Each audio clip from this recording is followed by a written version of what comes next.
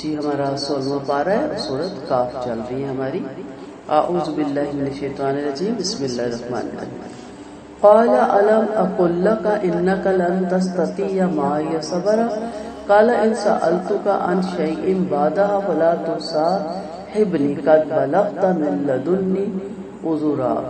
فرمایا کیا میں نے تم سے نہیں کہا تھا کہ تم میرے ساتھ ہرگز صبر نہیں کر سکتے؟ فرمایا اگر میں آپ کے بعد آپ سے کسی چیز کے متعلق سوال کروں تو مجھے اپنے ساتھ نہ رکھنا، باقی آپ میری طرف سے معذور سمجھے جائیں گے۔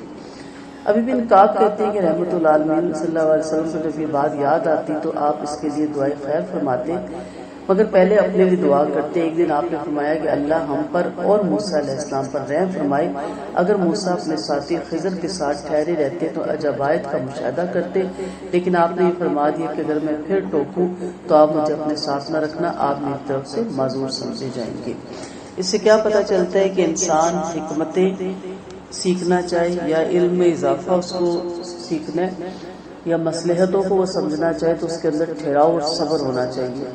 جہاں تھوڑ دلا کی جائے اور جہاں جیسے کل بھی میں نے بات کی کہ علمی زوم ہو، اپنے بارے میں خوش فہمی ہو اور دوسرے کی بات اٹریکٹ نہ کرتی ہو، دل کو نہ لگتی ہو، جو ہماری فطرت ہے، قرآن میں آتا نا جو تمہارے نفسوں نے چاہا تم نے پسند کیا اور جو تمہارے نفسوں نے پسند نہیں کیا تم نے اس کا انکار کر دیا، تو وہاں پھر انسان کو زندگی میں کبھی حکمتیں اور مصلحتیں سمجھ نہیں آتی، تو اس کے لیے بڑا ٹھہراؤ چاہیے ہوتا ہے، بڑا صبر چاہیے ہوتا ہے۔ بڑوں کے پاس بیٹھے تو بھی، محفل میں بیٹھے تو بھی، بزرگوں بھی یعنی والدین کے پاس بیٹھے تو بھی، اور یا استاذہ کے پاس بیٹھے تو بھی، تو خاموشی سے جج کرنا ہوتا ہے، ٹوکنا روکنا۔ یا بعض جگہ ہوتا ہے ایک استاد یا والدین وہ بات کر رہے ہوتے ہیں جو آدھی ہوتی ہے، ادھوری ہوتی ہے یا ڈفرینٹ ہوتی ہے، اب ہمیں کھلبلی مچی ہوتی ہے کہ اصل بات کیوں نہیں بتا رہے، اصل بات کیوں نہیں ہوتا ہے نا، اور ہم بیچ میں انٹرپٹ کر دیتے ہیں یا اگلا چلا جاتا ہے، ہم کہتے ہیں آپ نے اصل بات کیوں نہیں بتائی۔ تو ہر ایک اصل بات بتائی جانے کے قابل بھی نہیں ہوتا اور ہر ایک کی کیپیسٹی بھی نہیں ہوتی اس کو ہضم کرنے کی، اور ہر بات ہر ایک کے لیے ضروری بھی نہیں ہوتی، ٹھیک ہے۔ تو استاد یا والدین اپنے بچوں کو ان کی سمجھ کو دیکھ کے بات کرتے ہیں نا، ان کی ایج کو دیکھ کے بات کرتے ہیں۔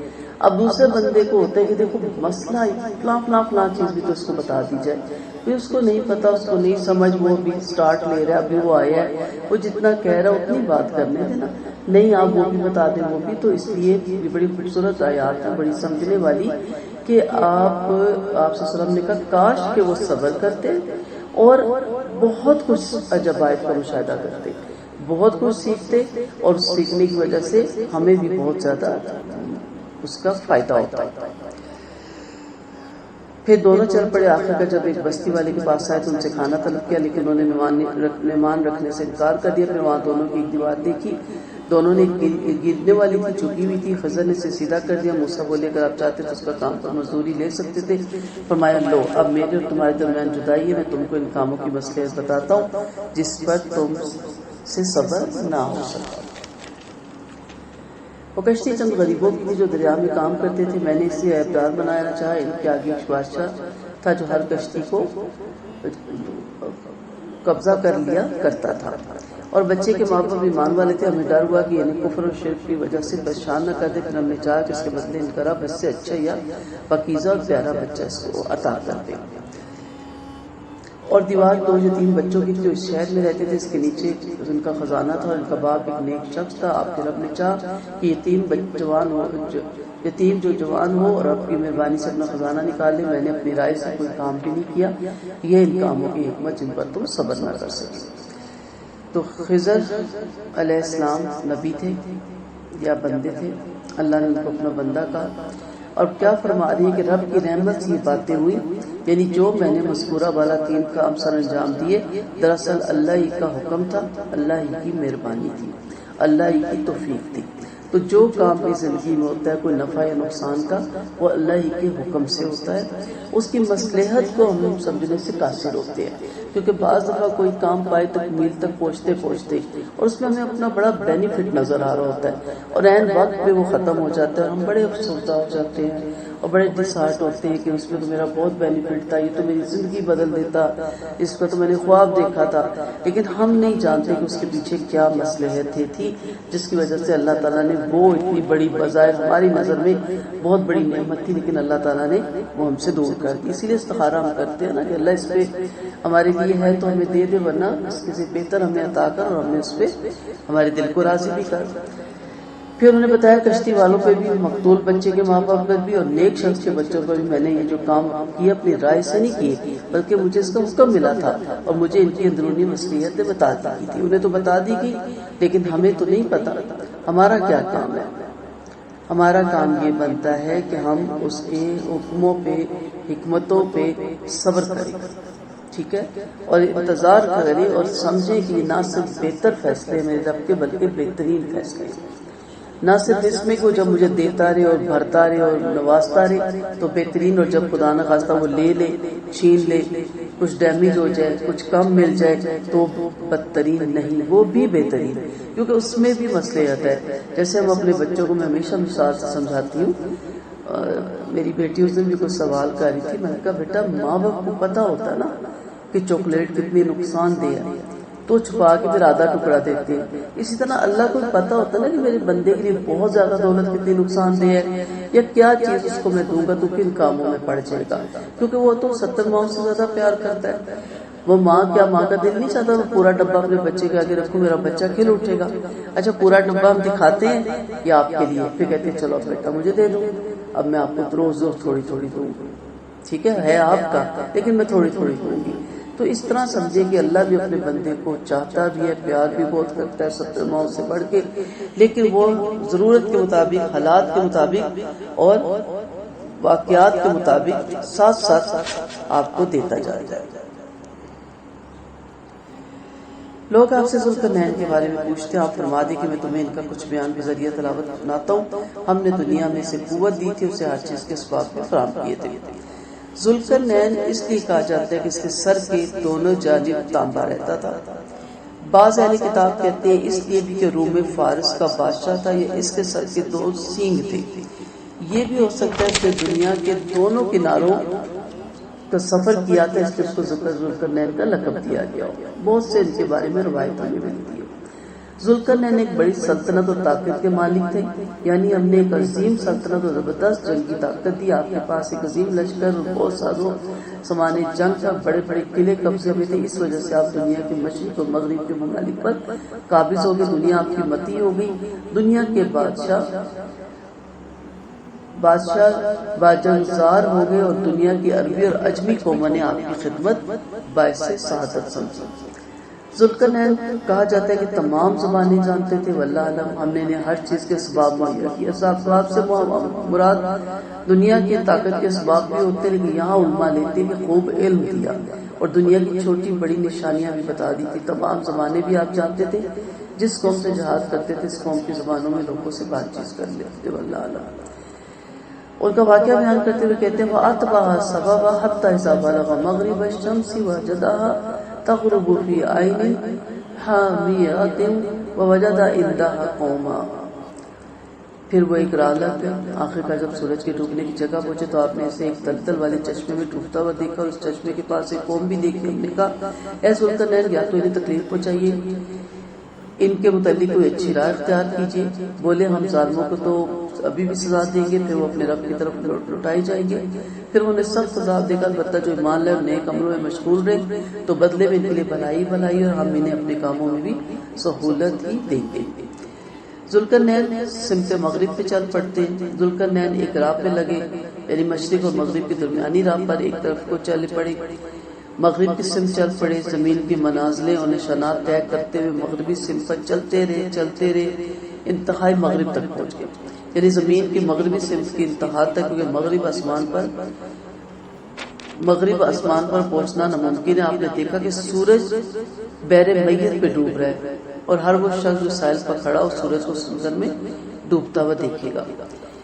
ایک عباس شہر دیکھا، فرمایا کہ اس کے پاس ایک قوم پائی، یعنی ایک شہر آباد پایا جس کے 12,000 دروازے تھے. اگر شہر کے باشندوں کا شور و غل نہ ہوتا تو لوگ سورج ڈوبتے وقت اس کے ڈوبنے کی آواز سن لیتے۔ بنی نوح انسان کی ایک عظیم قوم تھی، ہم نے ذوالقرنین کو اس قوم پہ غلبہ دیا، ان کا بادشاہ بنایا، ذوالقرنین کو فتح دی اور انہیں اختیار دیا کہ چاہو تو ان کو قتل کرو، گرفتار کرو، چاہو تو ان پہ احسان کرو، فدیہ لے کے چھوڑ دو۔ چنانچہ اپنے عدل و انصاف، دیانت اور امانت کو مد نظر رکھا۔ ثم اتبع سببا حتى اذا بلغ مطلع الشمس ووجدها تطلع على قوم لم نجعل لهم من دونها سترا۔ پھر وہ ایک دوسری راہ پہ لگ گئے، جہاں تک جب سورج کے طلوع ہونے کی جگہ پہنچے تو سورج کو ایک ایسی قوم پہ طلوع ہوتا پایا جس کے لیے ہم نے اس سے کوئی دیوار نہیں بنا رکھی تھی۔ بات ایسی ہے، ہم نے اس کے پاس والی تمام خبریں گھیر لی ہیں۔ اب ذوالقرنین مشرقی سمت کی طرف چل پڑتے ہیں اور ایک ایسی قوم کو پاتے ہیں آگے جا کے کہ جو ان کے قریب جا کے سورج طلوع ہوتا تھا۔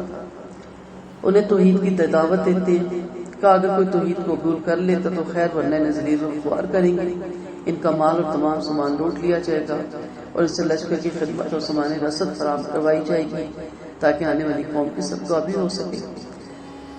تاریخ بتاتی ہے کہ ذوالقرنین کی عمر 16 سال تھی۔ اسرائیلی روایتوں میں آپ کی عمر 1600 سال ہوئی تھی، 16 سال کہہ دیا، 1600 سال ہوئی۔ آپ نے دنیا کے طول اور غرض میں پھیل کر دنیا کے مشارق اور مغارب فتح کیے تھے۔ ذوالقرنین کے ایک وحشی قوم کے پاس سے گزر ہوتا ہے۔ جب دنیا کی انتہائی مشرقی سمت میں پہنچتے ہیں تو آپ نے دیکھا سورج ایک ایسی قوم پہ طلوع ہوتی ہے اور جن کے گھر نہیں ہے، یہ نیم وحشی ہیں اور نہ درخت ہے، نہ جن کی چھاؤں میں وہ بیٹھ سکے اور دھوپ سے بچ سکے۔ ان کے قد پست، رنگ سرخ اور گھر ان کے غار تھے اور عام خوراک ان کی مچھلی۔ یہ سارے واقعات ذوالقرنین کے بتائے جا رہے ہیں۔ پھر ثم اتبع سببا حتى اذا بلغ بين السدين ووجد من دونهما قوما لا يكادون يفقهون قولا۔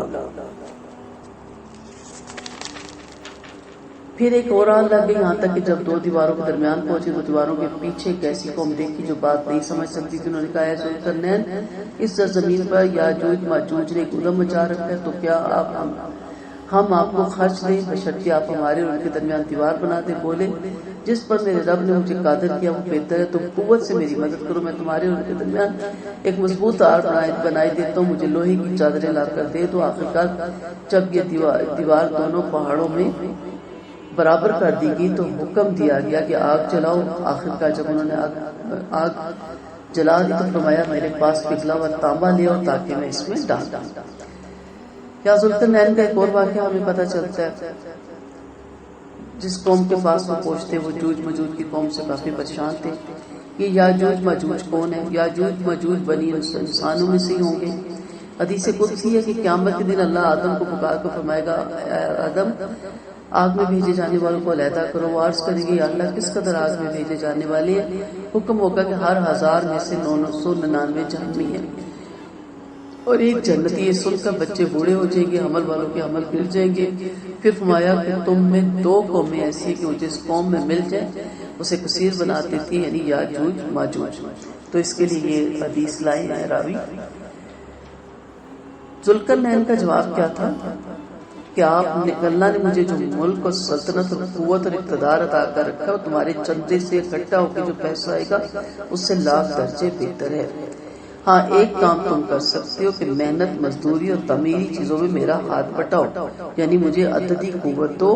اور پھر انہوں نے کیا طریقہ بتایا کہ میں دیوار بناتا ہوں، لیکن یاجوج ماجوج اسے آرام سے توڑ لیں گے۔ اس کے تانبا پگھلاؤ، لوہے کی چادریں پگھلاؤ، جب وہ بالکل لکوڈ ہو جائے، پگھل جائے تو ان کو ڈیلو ان دونوں دیواروں کے درمیان۔ ظاہر ہے جب وہ ٹھنڈی ہوگی تو لوہا تو ٹھنڈا ہو گیا، کیا سخت مٹیریل بن جائے گا۔ پھر اگر یہ دیوار توڑنا بھی چاہیں گے تو آگے تو لوہا پگھلا ہوا اور اس کے بعد ٹھنڈا ہو کے جم گیا ہوگا تو ان سے دیوار نہیں ٹوٹے گی۔ پھر نہ تو اس دیوار پر چڑھ سکتے اور نہ اس پہ سوراخ بھی کر سکتے۔ فرمایا، یہ محض میرے رب کی عنایت ہے۔ پھر جب میرے رب کا وعدہ آئے گا تو وہ اسے زمین کے برابر کر ڈالے گا، اور میرے رب کا وعدہ سچا ہے۔ اس دن ہم انہیں اس حال میں چھوڑیں گے کہ وہ سب آپس میں گٹ مٹ ہو جائیں گے اور سور پھونک دیا جائے گا، پھر ہم ان سب کو گھیر کر جمع کر لیں گے۔ ام المومنین زینب رضی اللہ عنہا بنت جیش سے روایت ہے کہ ایک دفعہ ہمارے محبوب نبی کریم صلی اللہ علیہ وسلم سو کر اٹھے، آپ کا چہرہ سرخ ہو رہا تھا، آپ فرماتے لا الہ الا اللہ، افسوس فتنہ عرب کے قریب آ گیا، آج دیوار یاجوج ماجوج نے تھوڑی سی کھول لی، آپ نے انگوٹھے اور شہادت کی انگلی کا حلقہ بنا کر دکھایا، ان کے لیے کھول لی گئی ہے کہ اتنی کھل گئی ہے۔ میں نے کہا یا رسول اللہ صلی اللہ علیہ وسلم کیا ہم سب ہلاک ہو جائیں گے جبکہ ہمارے اندر نیک بھی لوگ موجود ہیں؟ فرمایا ہاں، جب گناہوں کی کثرت ہو جائے گی۔ دیوار یاجوج ماجوج اللہ کی ایک بہت بڑی نعمت ہے۔ جب ذوالقرنین یہ دیوار بنا کر فارغ ہو گئے تو فرمایا کہ میرے رب کے لوگوں پر یہ ایک اور بڑی نعمت ہے کہ اس نے ان کے اور ان کے دشمنوں کے درمیان جو یاجوج اور ماجوج ہے اور ادھم مچاتے رہتے ہیں، اس دیوار سے رکاوٹ پیدا کر دی۔ اب اللہ کے حکم سے وہ فساد مچانے کے لیے ادھر نہیں آ سکتے۔ پھر جب میرے رب کا وعدہ آ جائے گا تو وہ اس زمین کو توڑ دیں گے، اس دیوار کو سوراخ کر دیں گے۔ نبی کریم صلی اللہ علیہ وسلم نے فرمایا یاجوج ماجوج کے بیوی بچے اور باغات بھی ہیں اور ان میں سے ایک آدمی 1,000 سے بھی زیادہ اولاد چھوڑ کے مرتا ہے۔ یاجوج ماجوج کا ظہور ہوگا اور ان کی کثرت کی وجہ سے کھوئے سے کھویا چلتا ہوگا، یعنی اتنی ان کی تعداد ہوگی، نکلیں گے تو جڑ جڑ کے چل جائیں گے، دور دور تک ان کا قافلہ نظر آئیں گے۔ ان کا ظہور قیامت سے پہلے ہوگا، پھر اس کے بعد سور پھونک دیا جائے گا، پھر جب سب کو گھیر رکھا کر میدان محشر میں جمع کر دیا جائے گا تو یہ کافی لمبی تفصیل جب آپ دیکھتے ہیں قیامت کے علامات تو اس میں اس کی کافی تفصیل آتی ہے۔ وَعَرَضْنَا جَهَنَّمَ يَوْمَئِذٍ لِلْكَافِرِينَ عَرْضًا، اور اس دن ہم کافروں پہ جہنم پیش کر دیں گے جن کی آنکھیں میرے ذکر سے پردے میں تھی اور وہ سننے کی طاقت بھی نہ لاتے تھے۔ یا پھر ان کافروں نے یہ خیال کر لیا کہ وہ مجھے چھوڑ کر میرے بندوں کو کارساز بنا لیں گے؟ یقین مانو ہم نے ایسے کافروں کے لیے بطور مہمانی کے جہنم تیار کر رکھی ہے۔ استغفراللہ۔ آپ فرماتے کیا میں تمہیں عملوں میں سب سے زیادہ نقصان والا عمل بتا دوں؟ یہ وہ ہے جن کی دنیاوی زندگی کی تمام کوششیں بیکار ہوگی اور وہی اسی خیال میں کہ ہم اچھے کام کریں، یہی ہے وہ جواب جو اپنے رب کی آیتوں کو، اس کی ملاقاتوں کو نہ مانتے تھے، لہٰذا ان کے سارے عمل برباد ہو گیا۔ اب قیامت کے دن ہم ان کا کچھ بھی وزن قائم نہ کریں گے۔ بات یہ کہ ان کا بدلہ جہنم ہے کیونکہ انہوں نے میری آیتیں نہ مانی تھی اور ان کو میرے رسولوں کو مذاق میں اڑایا تھا۔ ان کی بات ہو رہی ہے جنہوں نے خلاف آئین اسلام عمل کیے، جو عمل اللہ نے مقرر نہیں فرمائے تھے اور نہ وہ اللہ کو پسندیدہ تھے اور نہ ہی قابل قبول تھے، مگر وہ ایسے عمل کرتے رہے اور سمجھتے رہے کہ وہ اچھے عمل کر رہے ہیں اور اللہ کے مقبول اور محبوب بندے۔ اس سے مراد کیا ہے؟ بدعتی لوگ، خرافات اور توہمات میں پڑے ہوئے لوگ اور من گھڑت عقیدہ رکھنے والے لوگ۔ ورنہ برے عمل تو سب کو پتہ ہے، شراب برا عمل ہے، سود برا عمل ہے، قتل برا عمل ہے، زنا برا عمل ہے، لواطت برا عمل ہے، اس کو کیسے کوئی اچھا کہہ سکتا؟ کوئی بھی نہیں کہہ سکتا۔ یہ وہ لوگ ہیں بظاہر دیندار ہیں لیکن اپنا عقیدہ درست نہیں کرتے۔ اگر ایک حدیث کو آپ پکڑ لیں کہ آپ صلی اللہ علیہ وسلم نے فرمایا کہ جنہوں نے میری سنت کو فالو نہیں کیا وہ میرا نہیں، تو وہیں بات ختم ہو جاتی ہے۔ جو نبی کی سنتوں کو فالو نہیں کرتا وہ نبی کے امت ہی کہلانے کے قابل نہیں ہے۔ تو بات اتنی سی، اور آپ نے فرمایا کہ جس نے وہ بات جو میں نے نہیں کی میرے ساتھ منسوخ کی وہ مردود ہے۔ تو تحقیق کریں کہ آپ عمل کر رہے ہیں، اچھے عمل کر رہے ہیں، بہترین عمل کر رہے ہیں، خوبصورت عمل کر رہے ہیں اور بہت جان لگا کے، بڑا مال اور وقت صلاحیت لگا کے، اور پتہ چلے نہ یہ اللہ کو مطلوب ہے اور نہ یہ نبی کریم صلی اللہ علیہ وسلم کی سنت ہے، تو پھر بتائیں فائدہ کیا ہوگا؟ اس لیے بہت تحقیق کریں، پوچھا کریں۔ آپ اتنی خوشی سے، اتنی محبت سے کوئی عمل کرتی ہے، کوئی تہوار مناتی ہے، پتہ تو چلے کہ وہ تہوار مسنون بھی ہے کہ نہیں، اور وہ طریقہ بھی اسلام میں مطلوب ہے کہ نہیں جو آپ طریقہ اپنائے ہوئے۔ ورنہ قیامت کے دن یہ ان کی بات نہیں ہو رہی جو کرپٹ ہے، یہ گندے عمل کرتے ہیں، وہ تو بچے کو پتہ ہے کہ وہ غلط عمل ہے۔ یہ ان لوگوں کی بات ہو رہی ہے جو اپنی طرف سے بڑی بہترین کوشش کر رہے ہیں لیکن حقیقت میں وہ بدترین کوشش ہے۔ قیامت کے دن کافر کا ایک ذرے کے برابر بھی وزن نہ ہوگا۔ یہی وہ جنہوں نے دنیا میں اللہ کی آیتوں اور اس کے دلائل جو اس کی یکتائی پر قائم کیے گئے تھے نہیں مانے اور نہ اس کے رسولوں کی اور آخرت کی تصدیق کی، آج قیامت کے دن ان کے عملوں کو کوئی وزن نہ ہوگا کیونکہ وہ سعادت اور بھلائی سے خالی تھے۔ اب ہمارے ذہن میں کافر فوراً کون سا آ جاتا ہے؟ مشرکین مکہ کے کافر یا ہندو کافر۔ کافرہ کا روٹ کیا ہوتا ہے؟ انکار کرنے والا۔ ہر وہ شخص نے اللہ اور اس کے رسول کے احکامات سے انکار کیا وہ اسی کے زمرے میں آتا ہے۔ وہ تو اہل کتاب تھے، عیسائی اور یہودی بھی۔ کیوں کافر کہلائے تھے؟ کیونکہ انہوں نے اپنے آنے والے انبیاء کی تصدیق نہیں کی اور اپنے بھی انبیاء کی بھی احکامات بدل ڈالے، تو ان کو کیا لقب ملا؟ کافر۔ آج بھی ایک مسلمان مسلمان کہلاتا ہے لیکن وہ اللہ رسول کے احکامات ماننے کو تیار نہیں، یا 99% نہیں مانتا اور 1% سے مان لیتا ہے تو وہ کافر ہے، یعنی اللہ اور اس کے رسول کا انکار کرتا ہے، اس کے حکموں کا انکار کرتا ہے۔ یاد رکھیے گا کسی قوم نے، کسی بھی دنیا کے بندے نے اللہ کا انکار نہیں کیا، چند دائریاں نکلے، اللہ کو ہر قوم مانتی ہے، ٹھیک ہے۔ نورین شروع کا ہے، بالکل ابھی ہم شروع میں ہیں، 106 آیت پہ، اب سورۃ کاف ہے، 16واں پارہ ہے، 106 آیت ہے، ٹھیک ہے۔ تو نبیوں کو بھی انہوں نے مانا، لیکن وہ ماننے کا ان کا کیا طریقہ تھا؟ ان کی تکذیب کر دیتے تھے، ان کے احکامات نہیں مانتے تھے، نبیوں کو قتل کر دیتے تھے۔ یہ مسلمان امہ کا مسئلہ ہو گیا کہ اللہ کو بھی ہم مانتے ہیں، آپ صلی اللہ علیہ وسلم کو بھی ہم مانتے ہیں، نبی کا نام آتا ہے تو ہاتھ چوم لیتے ہیں، جب اس کا حکم آتا ہے تو گھوم لیتے ہیں، یہ ہمارا کام ہے، پھر ہم نہیں مانتے۔ اور یا اپنی مرضی کا ایک دین ہم نے جو بھی ہم تک پہنچا اور کہا گیا یہ نبی نے فرمایا، جب تحقیق کی تو دور دور تک آپ صلی اللہ علیہ وسلم سے اس کا کوئی تعلق نہیں، ان کے عمل سعادت اور بھلائی سے خالی نہیں۔ آپ صلی اللہ علیہ وسلم نے فرمایا قیامت کے دن ایک چوڑا چکلا اور موٹا تازہ شخص آئے گا جس کا اللہ کے نزدیک مچھر کی پر کے برابر بھی وزن نہیں ہوگا۔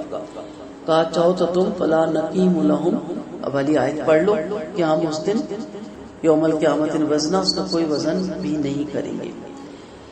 لیکن ان الذین آمنوا وعملوا الصالحات کانت لهم جنۃ الفردوس نزلا خالدین فیہا لا یبغون عنہا حولا۔ نزلا وہ مہمانی ہوتی ہے جو مہمان کی آمد سے پہلے تیار کی جاتی ہے۔ ایک تو اچانک مہمان آ جاتا ہے اچھا تو بندے کو سمجھ نہیں لگنی ہوتی، دال ساگ بندہ کرتا ہے پھر مارتا ہے، اپنے کاموں میں مشغول ہوتا ہے، فوراً چھوڑتا ہے۔ ایک ہوتا ہے پتہ ہو کہ فلاں تاریخ کو فلاں مہمان فلاں ملک سے آ رہے ہیں تو اس کی پلاننگ بڑی اچھی ہوتی ہے۔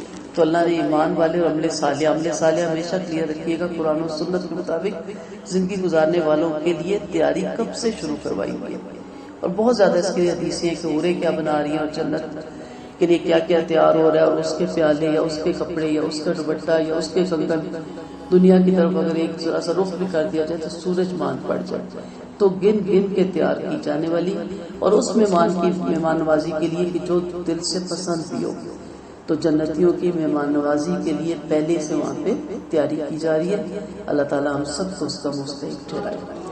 آپ فرماتے ہیں میرے رب کے کلموں کی سمندر سیاہی بن جائے تو یقیناً میرے رب کے کلموں کے ختم ہونے سے پہلے سمندر ختم ہو جائیں گے، کو مدد کے طور پر اس جیسے ہم ایک اور سمندر بھی لے آئیں، رب کے ایک بات کو لکھنے کے لیے بھی عمریں گزر جائیں، 7 سمندر سیاہی بن جائیں، سارے درخت ازل سے ابد تک قلم بن جائیں اور ڈبونے لگ جائے، بڑے ماہر اور قابل اور صحیح اسکالر میرے آدمی سے نالائق نہیں کہ قلم لے کے آپ کے دس سوچتے رہتے کیا لکھیں، اتنا لکھیں کہ سپیڈ بھی نہ رکے اور لکھتے چلے جائیں، عمریں گزر جائیں گی، سمندر آپ کو پتا کس قدر گہرا ہے، اس کی گہرائی تک پہنچنا بھی مشکل ہے، ان کی تہیں نظر آ جائیں گی، لیکن اللہ کے کلمات یعنی اللہ کی بڑائی، اللہ کی کبریائی، اللہ کی نعمتیں، اللہ کی خوبیاں، کچھ بھی لفظ دے دے لکھنے سے انسان قاصر ہے، سب کچھ ختم ہو جائے گا لیکن اللہ کی بڑائی ختم نہیں ہوگی، یہ اس کی طرف اشارہ ہے۔ سو اس رب کو صرف مان لینے سے اللہ تعالیٰ اپنی جنت الفردوس کا وارث بنا دیتا ہے۔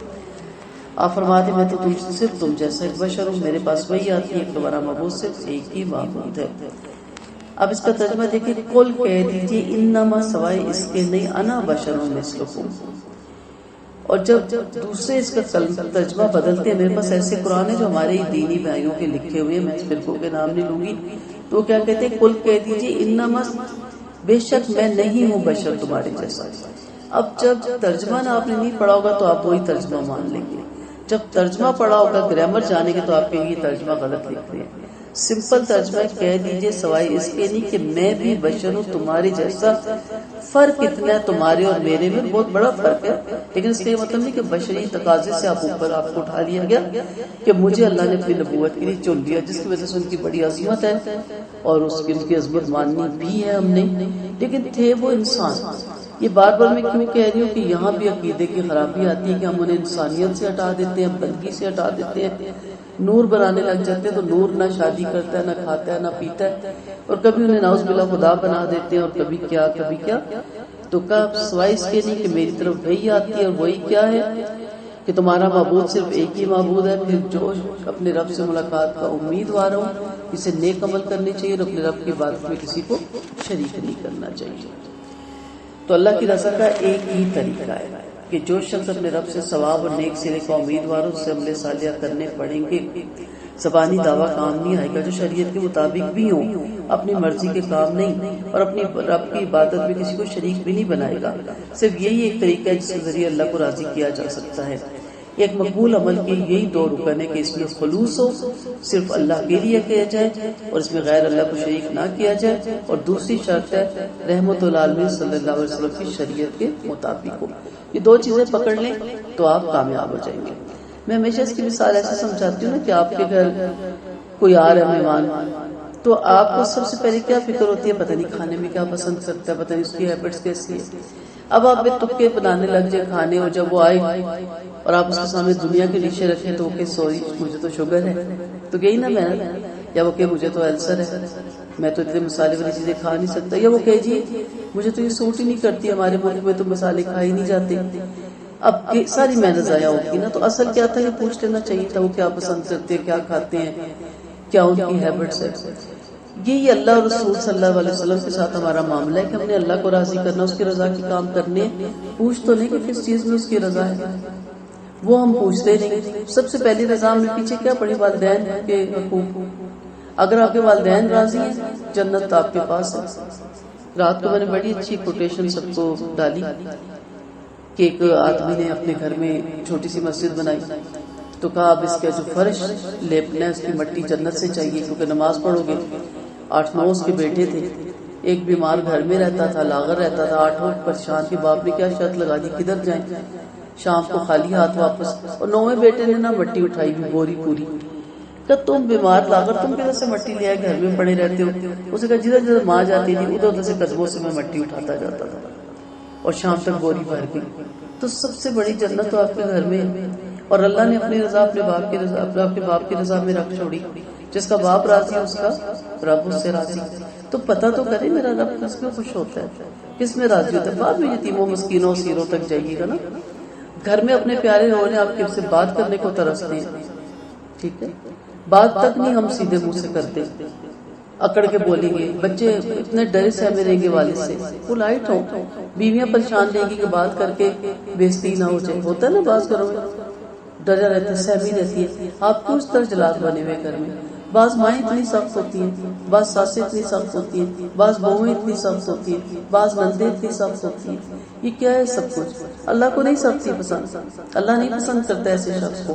اللہ اور اس کے بندے کے درمیان آڑ آ جاتی ہے سخت بندے کے لیے.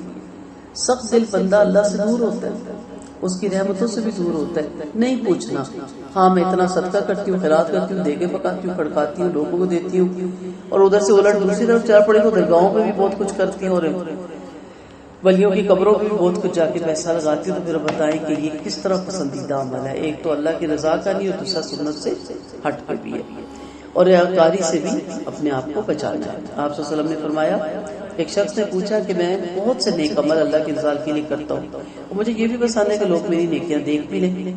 آپ نے کوئی جواب نہیں دیا. کہ آئے تو تھی،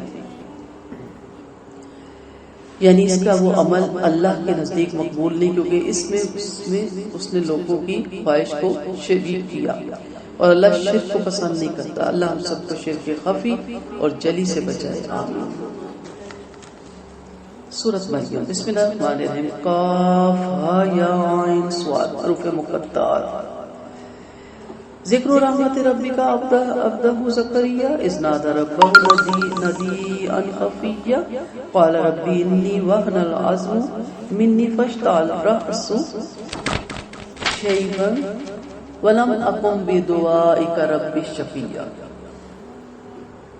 کاف ہا یا عین، اس کے معنی پہ ہم بڑی تفصیل سے بات کر چکے. شروع اللہ کے نام سے بڑا مہربان اور رحم کرنے والا ہے. اپنے بندے زکریا پر آپ کے رب کی مہربانی کا یہ بیان ہے جب انہوں نے اپنے رب کو آہستہ آہستہ پکار کر کہا کہ اے میرے رب، میری ہڈیاں پوسیدہ ہو کے میرا سر سفیدی سے چمک اٹھا، اور میں تجھ سے دعا کر کبھی میں محروم نہیں رہا. مجھے اپنے پیچھے رشتہ داروں کا ڈر اور میری عورت بانجھ ہے. تو مجھے اپنے پاس سے ایک وارث دے جو میرے اور آل یعقوب کا وارث ہو، اور اے میرے رب اسے پسندیدہ بندہ بنا دے. حضرت زکریا علیہ السلام کا بیان ہے. پیچھے ہم نے پڑھا تھا کہ حضرت زکریا علیہ السلام بوڑھے ہو چکے تھے، ان کی اولاد نہیں تھی، بڑائی کا ہی کام کرتے تھے اور اپنی ہاتھ کی کمائی سے ہی روزی کھاتے تھے. لیکن جب انہوں نے حضرت مریم علیہ السلام کے پاس بے موسم کے پھل دیکھے تو ان کا ایمان، خود بھی پیغمبر تھے لیکن مزید ایمان بڑھا، اور انہوں نے اپنے رب سے بتایا کہ اسباب تو نہیں ہے، کیونکہ ہم تو اسباب پہ چلتے ہیں نا، اسباب کے محتاج بھی ہیں، اللہ نے ہماری ضرورت بھی رکھی ہے اسباب میں، لیکن اپنی ساری بتانے کے اسباب تو ختم ہو گئے۔ میں بڑھاپے کی اس عمر میں پہنچ گئی ہوں جہاں اولاد کا کوئی چانس نہیں، میری بیوی بھی بڑھاپے کی اس عمر میں پہنچی ہوئی اور بانجھ ہے، وہ کبھی بھی پریگننٹ نہیں ہوئی، وہاں بھی سارے اسباب ختم ہیں، لیکن میں تجھ سے یہ دعا مانگ رہا ہوں۔ یہ ہوتی ہے اصل دعا مانگنا، دعا پڑھنا نہیں۔ آپ دیکھیں حضرت ابراہیم علیہ السلام نے کہاں دعا مانگی؟ صحرا، ویران، کیا کہا کہ میں اپنے بیوی اور بچے کو یہاں چھوڑ کے جا رہا ہوں، ان کی حفاظت تیرے ذمہ۔ اور پھر جب آ کے خانہ کعبہ کی تعمیر کرتے ہیں تو کیا کہتے ہیں؟ اللہ اس کو پھلوں والا شہر بنا، دنیا کی پھالیاں آئے، دنیا یہاں پہ چل کے آئے، اور دیکھیں وہ مکہ ان کی دعا کا نتیجہ ہے۔ پھر ہاجرہ کی دعا دیکھیں، صحرا میں پتہ ہے کہ موت ہی موت ہے، موت ہی تھی نا چاروں طرف، مشکیزے کا پانی بھی ختم، کھجورے بھی ختم، لیکن وہ کس طرح کبھی دائیں جاتی ہے کبھی بائیں، صفا مروہ پہ، اور اللہ تعالیٰ نے ان کی دعا کو کیسے قبول کیا؟ ایک عورت کی اس کوشش کو کہ اللہ نے وہاں سے آب زمزم، یہ کسی مرد کے ساتھ نہیں ہے اتنا بڑا معجزہ، کہ حضرت ہاجرہ کی یہ دعا اپنے بچے کے لیے، اولاد کے لیے تڑپنا اللہ نے ایسے پسند کیا کہ اللہ تعالیٰ نے آب زمزم، عام چشمہ بھی نہیں، ایسا چشمہ جو رہتی دنیا کے لیے معجزہ بنا دیا، نشانی بنا دی، اور اتنی زیادہ اس میں شفا رکھ دی۔ پھر حضرت یعقوب علیہ السلام کا دیکھیں کہ وہ بھی اپنے حضرت یوسف علیہ السلام کے لیے کس طرح تڑپتے تھے، اور اللہ تعالیٰ نے پھر حضرت یوسف علیہ السلام کو ان سے ملوا دیا۔ تو پیغمبروں کی دعا بڑی اچھی کتاب ہے رحمان کے سائے میں، اس میں آپ دیکھیں کہ ہر پیغمبر نے اپنے رب ہی کو پکارا، تو ہمیں بھی اپنے رب ہی کو پکارنا ہے، نہ کہ ہم رب کو چھوڑ کے جگ کے نیک لوگوں کو پکارنا شروع کر دیا۔ چپکے چپکے کیوں دعا کی؟ تاکہ لوگ نہ ہنسیں کہ ایک انوکھی بات سنو، بڑھاپے میں کیسی دعائیں مانگ رہے ہیں، اس لیے چپکے چپکے مانگی۔ حق تعالیٰ کو پاکیزہ قلب معلوم ہے، وہ کشیدہ والی دعا کو بھی قبول کر لیتا ہے۔ آپ تہجد کے وقت اٹھتے تھے جب گھر والے گہری نیند سوتے تھے، اور اپنے محبوب اللہ سے بلک بلک کر چپکے چپکے دعائیں کرتے تھے۔ دعا کا مانگنے کا مقصد کیا تھا؟ دعا کے مانگنے کا یہ مقصد تھا کہ میں چلا جاؤں گا اور پیچھے انبیاء کا سلسلہ رک جائے گا، میری اولاد نہیں ہوگی، اور جو پیچھے ہمارے رہ جائے گی امت، ان کے بھٹکنے کا اندیشہ ہے۔ اس لیے کیا کہا کہ اللہ تعالیٰ میری نبوت کا کام سنبھالے، اس لیے آپ کی دعا قبول ہوئی۔ آپ نے وارث جو مانگا وہ نبوت کے کام لیے مانگا، دنیا کے لیے وارث نہیں مانگا، کیونکہ نبی کی عظمت اور شان ایسی نہیں ہوتی کہ وہ اپنے مال کی وراثت کے لیے اس ڈر سے کہ یہ مال دور کے شزاروں میں نہ چلا جائے کوئی وارث طلب کرے۔ اور حدیث سے بھی پتہ چلتا ہے نبی کریم صلی اللہ علیہ وسلم نے فرمایا کہ ہمارا مال وراثت میں نہیں بانٹا جاتا بلکہ صدقہ کر دیا جاتا ہے، یعنی بیت المال میں جمع کروا دیا جاتا ہے۔ اسی طرح ایک اور روایت میں کہ نبیوں کا مال وارثے میں نہیں بانٹا جاتا، لہذا وارث سے مراد یا وارث سے نبوت ہے۔ ہم بھی اولاد مانگتے ہیں تو اس لیے کہ ہمارے وراثت کا حقدار ہو، ہمارا نام لیوا ہو، ہمارا بازو بنے، یہی چیزیں ہوتی ہیں نا۔ ایک اور بھی شامل کر لیں، انسان کی فطرت ہے، انسان کو یہ سب کچھ چاہیے۔ ایک اور چیز بھی شامل کر لیں کہ اللہ تعالیٰ میں ایسی نیک مجھے اولاد دے کہ جو اماموں متقیوں کا امام ہو، جو میرے لیے بہترین صدقہ جاریہ بنے، جو تیرے دین کی تبلیغ میں آگے بڑھے۔ تو یہ دعا بھی مانگ لیں، اور یہی بہترین دعا ہے۔ باقی تو وارث جن کے نہیں بھی ہیں وہ بھی دنیا سے چلے گئے، جو وارث والے تھے وہ بھی چلے گئے، رہتا کوئی بھی یہاں پہ نہیں۔ یا زکریا انا نبشرک بغلام اسمہ یحییٰ لم نجعل لہ من قبل سمیا۔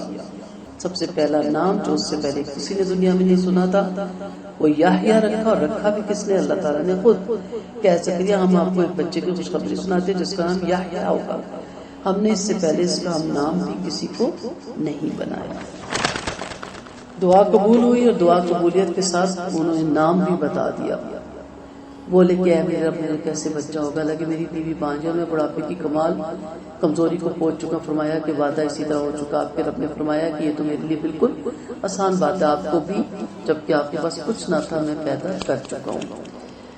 یہ نہیں کہ علم یقین نہیں تھا، علم یقین بھی تھا، عین الیقین دیکھنا چاہتے تھے کہ ایسی کیا نشانی ہے کہ بڑھاپے میں تو نہ وہ صلاحیت ہے، نہ وہ طاقت ہے، نہ وہ جسم میں چیز ہے کہ ایک عورت پریگننسی کنسیو کر سکے یا ایک مرد اسے صحبت کر کے اسے پریگننٹ کر سکے، ہڈیاں بھی کمزور ہے۔ تو اللہ نے کہا یہ اسباب تم بندوں کے لیے، اللہ اس اسباب کا محتاج نہیں۔ اور آپ دیکھیں حضرت مریم کو بغیر شوہر کے یعنی بغیر شادی کے اولاد دے سکتا ہے، تو حضرت زکریا کو اولاد دینے پہ کیوں نہیں قادر؟ بولے امیر میرے لیے کوئی نشانی مقرر فرما دی. فرمایا تیری نشانی یہ ایک تو باوجود تندرست ہونے کے 3 دن اور رات لوگوں سے بات نہ کر سکے گا. پھر آپ حجرے سے نکل کر اپنی قوم کے پاس آئے. پھر ان کی طرف اشارہ کر کے کہا کہ تم روزانہ صبح شام اللہ کی پاکی بیان کرو. یعنی ایک نعمت ملنے جا رہی تھی, عوام کو بھی ایک نبی ملنے جا رہا تھا اور انہیں بھی ایک اولاد جو ان کے دین کی وارث ہونی تھی, نبوت کی وارث ہونی تھی. تو اس موقع پہ کرنے کا کام کیا تھا, اپنے رب کا صبح شام ذکر, شکر کریں, ذکر کریں, صدقہ دیں. الٹا ہمارے یہاں پریگنینسی ہو جائے تو ہم شور مچاتے ہیں, 20 گھروں میں اب بتاتے ہیں, پھر اوپر سے اتراتے ہیں, نخرہ کرتے ہیں, غرور کرتے ہیں, اکڑ دکھاتے ہیں, لاڈ کرتے ہیں. یہ سارے ناپسندیدہ عمل ہیں, کیونکہ اس میں دیکھیں نظر بھی لگنے کا احتمال ہوتا ہے. بعض جگہ وہ پریگنینسی پائے تکمیل تک نہیں پہنچتی. اور دوسرا منع کیا گیا ان چیزوں سے. اگر کوئی اللہ نعمت دے تو اس میں اتراتے نہیں ہیں, شکر کرتے ہیں اور اپنے اذکار اور ذکر میں. اور دوسری بات ہے کہ جب وہ دنیا میں بچہ آتا ہے تو پتہ لگ ہی جاتا ہے, پہلے اتنا شور وار ویلا پسندیدہ عمل نہیں ہوتا. تو صبح شام اللہ کی پاکی بیان کریں. یا یحییٰ خذ الکتاب بقوۃ, یحییٰ کتاب قوت کے ساتھ پکڑ لو. کس چیز کو آپ مضبوطی سے پکڑتے ہیں؟ جو آپ کے لیے امپورٹنٹ ہوتی ہے, جو اہمیت رکھتی ہے. مثلا آپ بازار جا رہی ہیں کوئی چیز خریدنے, تو آپ کا پرس ہے تو اس کو کتنا مضبوطی سے مٹھی میں رکھتی ہے. بچے کو دیکھ لیں, بچہ چیز لینے جاتا ہے, اس کو آپ 10 روپے دیتے ہیں, مٹھی کتنی پکی بند کرتا ہے, پتہ نا چیز لینی ہے. اچھا بعض چیزیں بچے مٹھی میں رکھ کے سو جاتے ہوتے تھے پہلے دور میں نے دیکھا, دیتے نہیں تھے, کھانی بھی نہیں, دینی بھی نہیں, پھر سوئے ان کے مٹھی کھول کے چیز ہاتھ سے نکالی جاتی. کس چیز کو آپ اہمیت نہیں دیتی جو آپ کے لیے کوئی خاص امپورٹنٹ نہیں رکھتا. اس کو سامنے رکھ کے دیکھیں کہ قرآن کے احکامات اور قرآن ہمارے لیے کتنا امپورٹنٹ ہے اور باقی چیزیں کتنی. میں اپنے کپڑے کسی کو نہیں دوں گی, میں اپنی جیولری کو جگہ جگہ نہیں پھینکوں گی. میری ہر چیز جو میری ضرورت کی بڑی سیف اور بڑے سلیقے سے میں نے رکھی ہوگی. قرآن جدھر دیکھ کے پڑھا ہوگا. قرآن ایک ہی پورے گھر کے لیے کافی ہے. میرا سوٹ کوئی نہیں پہن سکتا, میرا دوپٹہ کوئی نہیں اٹھا سکتا, قرآن کو ہر کوئی اٹھا لیتا ہے. کیوں ایک قرآن سارے گھر کے لیے کافی ہے؟ کیونکہ نعوذ باللہ اس کی وہ اتنی اہمیت نہیں ہے. اس کے احکامات کو بھی ہم مضبوطی سے نہیں پکڑتے. جتنے مضبوطی سے ہم دنیا کے اقوال اور دنیا کے احکامات لیتے ہیں نا, زندگی گزارنے کا طریقہ کیا ہے. بعض لوگوں کی بڑی ویلیو ہوتی ہے بعض خاندانوں میں, جی ہماری یہ تہذیب ہے, ہمارے خاندان کی یہ ویلیوز ہے, اس سے ہٹتے نہیں ہیں اور نسل در نسل آگے دیکھ کے بھی جاتے ہیں. اگر تھوڑی کمی بیشی ہوگی تو خیر ہے, نہیں بہووں کو بیٹھ کے بتاتے دیکھو ہمارے یہ طریقے اور سلیقے, اس سے نہ ہٹنا سسر مائنڈ کرے گا, نہ اس سے نہ ہٹنا جیٹ مائنڈ کرے گا. یہ نہیں ہم بتاتے. اور اللہ کے رسول کے کیا ویلیوز اور حکم ہے اور ایک مسلمان گھرانے میں کیا ہونا چاہیے. تو یحییٰ علیہ السلام کو کہا کہ مضبوطی سے کتاب کو پکڑو, تو قرآن کے احکامات کو مضبوطی سے پکڑو. اور ہم نے انہیں بچپن اس میں دانشمندی عطا فرمائی تھی اور اپنے پاس والی شفقت اور پاکیزگی بھی, اور وہ اللہ سے ڈرنے والے تھے اور اپنے ماں باپ کے فرما بردار تھے. اب پیغمبر تھے نا, بخشے بخشوائے ہوئے تھے, نہ بھی ماں باپ کی فرما برداری کرے, لیکن ایسا نہیں ہو سکتا. وہ کہا جاتا نا کہ پتر پاوے ہوئے لکھاں دا ولی, نہیں ماں پیو تے پیرا دی خاک ورگا. آپ پیغمبر بھی ہو جائے نا, ماں باپ سے آگے آپ نہیں بڑھ سکتے. لیکن ہم یہاں ذرا سا عہدہ بھی ہو جائے نا تو ہم ماں باپ کو ملوانا بھی پسند نہیں کرتے. ان کو گاؤں والے گھر میں یا چھوٹے ہی گھر میں رکھتے ہیں, خود شفٹ ہو جاتے ہیں بیوی بچوں کو لے کے ایسے سیکٹر میں جہاں ہمارا گریڈ ڈیزرو کرتا ہے. اب ماں کو کیوں نہیں رکھ سکتے؟ جی وہ سادہ ہے, سادہ طبیعت کی ہے, وہ نہیں چل سکتی ہمارے ساتھ. تو اس لیے یہاں پہ کیا کہا گیا کہ سب کچھ ہونے کے باوجود اپنے ماں باپ کے بڑے فرما بردار تھے. سرکش نہیں تھے, جبار نہیں تھے, اونچا نہیں بولا کرتے تھے, عصیہ نافرمان بھی نہیں تھے. وَسَلَامٌ عَلَيْهِ يَوْمَ وُلِدَ وَيَوْمَ يَمُوتَ وَيَوْمَ يُبْعَثُ حَيًّا. اور ان پر سلامتی ہو جس دن وہ پیدا ہو, جس دن وہ فوت ہوں گے, اور جس دن زندہ کر کے اٹھائی جائیں گے. میں ایک کتاب پڑھی تھی تو اس میں ایک عالم کا واقعہ تھا ماں باپ کے بارے میں.